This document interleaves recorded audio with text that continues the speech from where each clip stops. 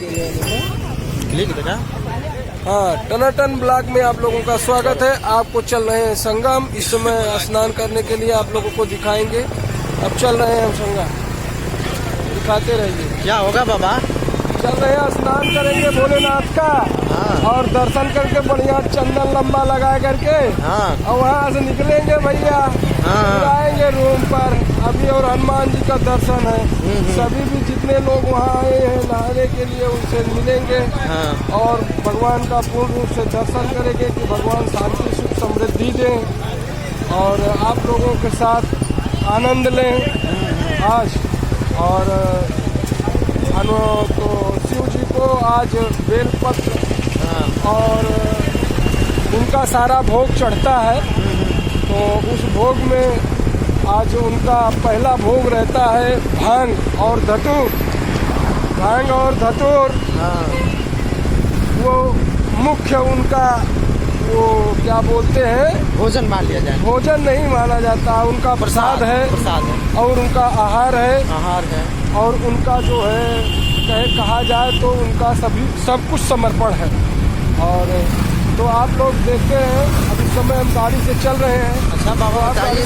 हाँ बाबा बताइए, उनको गजेड़ी क्यों कहते हैं हम लोग बाबा को? तो उनको इसलिए कहा जाता था क्योंकि वो जो है बिना नशे के चल नहीं पाते थे। अच्छा, नशा विकल्प। हाँ, तो नशा उनका ऐसा नशा नहीं था। वो उनका एक आहार था जो उनके आहार में सम्मिलित था, जो समाज को दिखाया जाता था। हाँ। और वो समाज सब जानता था कि भोलेनाथ बाबा उसका प्रसाद है, भोलेनाथ उसकी जो है अपना लेते हैं। तो वही सब है। क्या मांगेंगे बाबा चल कर वहाँ हम लोग अपने लिए? आज हम लोग भी ये मानेंगे जीवन के लिए, कहेंगे भोलेनाथ बाबा हम लोगों को भी आगे बढ़ाइए और जीवन किसी तरीके से नैया को पार करिए। क्योंकि जो नैया हम लोगों की मझधार में है, इस नैया को पार करने वाला केवल आप हैं। आप हैं। जिसे त्रिलोचन कहा जाता है। उनको त्रिलोचन कहा जाता है, त्रिभुवन कहा जाता है, त्रिनेत्र कहा जाता है, शिव कहा जाता है और शंभु कहा जाता है। तो इनके इतने अनेक नाम हैं, अनगिनत नाम हैं कि जिनकी किसी साहित्य में या किसी राइटर ने या किसी कवि ने कभी न चर्चा की पाई है, न कर पाएंगे। और इनकी महिमा इतनी अपार है कि तीनों नेत्रों को खोल दिए थे तो ये समझ लीजिए सृष्टि नाश हो जाती। लेकिन इन्होंने तीनों नेत्रों को खोला नहीं। और इस समुद्र मंथन के दौरान भोलेनाथ जी जो उसमें से विष निकला था, उस विष को पीने वाले महाकाल। और ये महाकाल के अलावा इस सृष्टि में कोई जन्म नहीं लिया था कि महाकाल के अलावा इस प्रसाद को ग्रहण कर सकते। और इस विष को पीने वाले ही नीलकंठ कहलाए। नीलकंठ नाम पड़ गया। हाँ। और इतना इन्होंने पिया इस विष को कि न शरीर में जाने दिया और न बाहर गिरने दिया, न मृत्यु हुई, न कोई जान पाया। और इस विष के कारण ही इनका शरीर जो है वो नीला हो गया।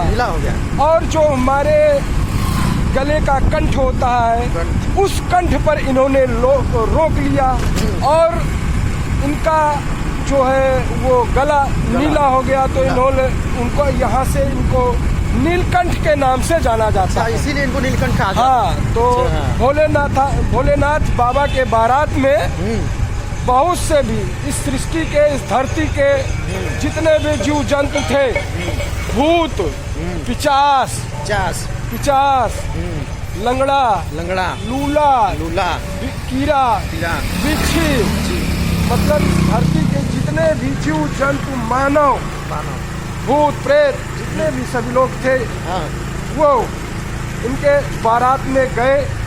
और वहाँ के समाज के सभी लोग गए और उनको आमंत्रित किया था कि हमारे बारात में चलो। और सभी लोग गए। तो वहाँ जाने के बारात, उनकी बारात हुई, समर्पित हुआ, सभी लोग गए कि बारात को किए।